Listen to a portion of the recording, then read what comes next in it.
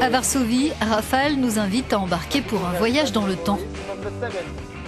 À bord de son minibus de fabrication polonaise remontant aux années 70, le jeune guide nous parle de sa ville, dévastée par les nazis pendant la Seconde Guerre mondiale et placée sous la tutelle soviétique jusqu'en 1989. Même s'il n'avait que 4 ans lors de l'effondrement du rideau de fer, il veut que les jeunes de sa génération comprennent leur propre histoire.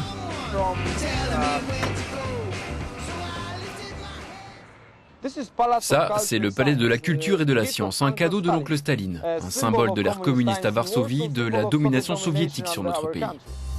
Une domination qui s'est achevée il y a tout juste 25 ans. À Varsovie, les traces de cette période de guerre froide et de division de l'Europe s'atténuent de plus en plus pour laisser la place au symbole du nouveau statut de ce pays, devenu la 6e économie de l'Union et l'un de ses principaux acteurs politiques.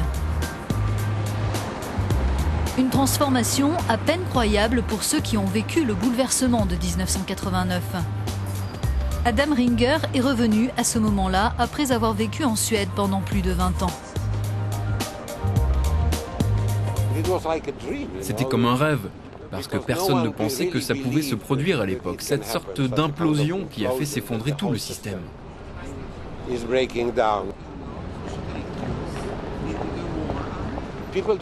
Les gens ne se souviennent pas de comment c'était il y a 25 ans, cette grisaille partout, les gens couraient dans tous les sens, ils étaient nerveux, soupçonneux.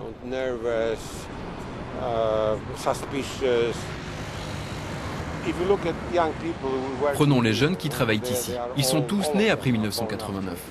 On peut essayer de leur expliquer ce que c'était, mais est-ce qu'ils sont capables de comprendre? Vraiment?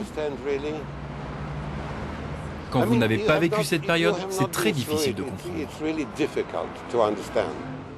Parmi les enfants de l'ère post-communiste, Philippe, un étudiant qui occupe un emploi de serveur.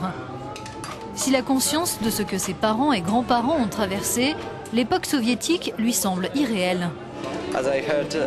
Même si j'ai entendu de nombreuses histoires vécues par ma famille, c'est dur d'imaginer tout ça.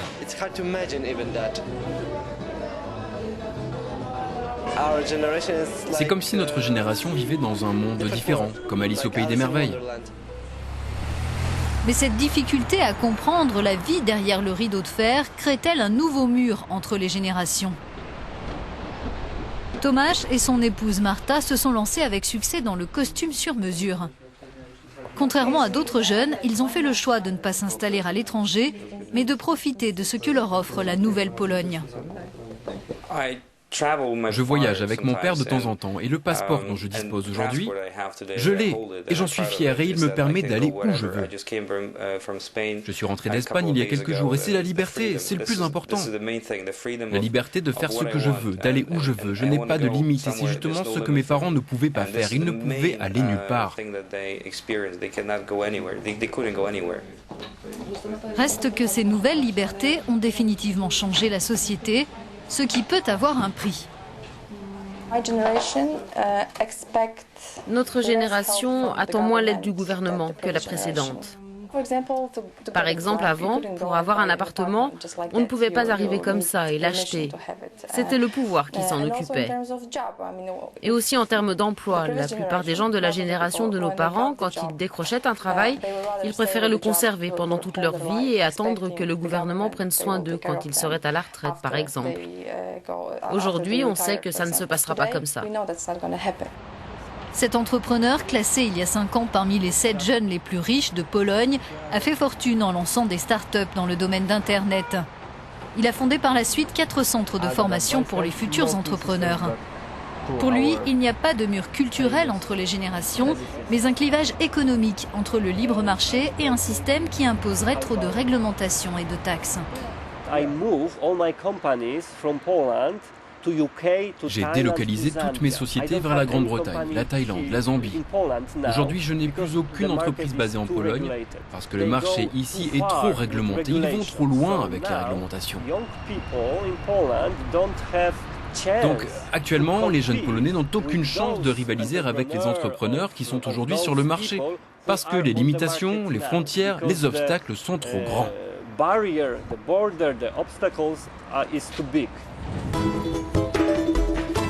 Dans cette usine abandonnée, nous découvrons le seul musée privé de Varsovie qui soit dédié à l'époque communiste. Ce lieu qui reconstitue la vie quotidienne grâce à des objets d'époque a ouvert ses portes en avril dernier. Le fruit du travail de Rafal, notre guide.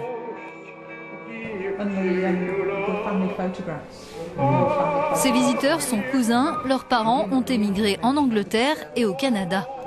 Tous deux tenaient à découvrir ce qu'ils auraient pu vivre si leur famille était restée sur place. Je voulais venir dans ce musée parce que quand je viens aujourd'hui en Pologne, tout est moderne, ça ressemble au Canada. Dans ce musée du communisme, je peux voir comment c'était à l'époque de mon enfance et voir combien c'était différent. En remontant ici dans les années 70-80, on se rend compte des différences qu'il y avait entre les pays à ce moment-là. Je ne peux pas m'imaginer vivre dans ce contexte.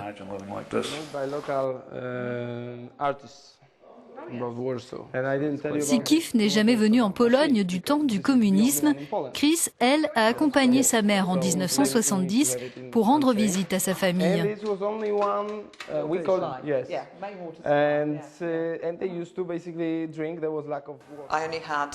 Je n'en garde qu'un seul souvenir. Je crois que c'était la file d'attente à la boucherie. Il y avait beaucoup de gens qui faisaient la queue dehors. Et je me souviens avoir regardé dans le magasin et il y avait ça, les crochets. Les crochets étaient vides. Il y avait plein de monde et le magasin était vide. Pourquoi attendre? Il n'y avait rien à acheter. Les files d'attente, les magasins vides et la brutale application de la loi martiale à l'encontre du syndicat Solidarnosc en 1981 sont autant de souvenirs que de nombreux Polonais préféreraient oublier. Mais parfois s'exprime une forme de nostalgie, notamment pour une certaine solidarité qui régnait dans la population, ce qui va au-delà du simple attachement aux appareils kitsch des années 70. Rafal estime, lui, que le pire serait d'ignorer le passé. Ma génération est la première depuis 200 ans qui n'a jamais eu à se battre pour quelque chose. Depuis 200 ans. Avant, chaque génération a dû lutter contre quelque chose, contre les bolcheviks, les nazis, les communistes, les Russes. À chaque fois, on a dû combattre pour notre liberté. Aujourd'hui, nous sommes libres. Mais ça ne fait que 25 ans, ça ne fait qu'une seule génération. Et la liberté, c'est une chose que l'on peut perdre très rapidement. Il faut vraiment en prendre soin. C'est pour ça que nous devons tirer les leçons de notre histoire.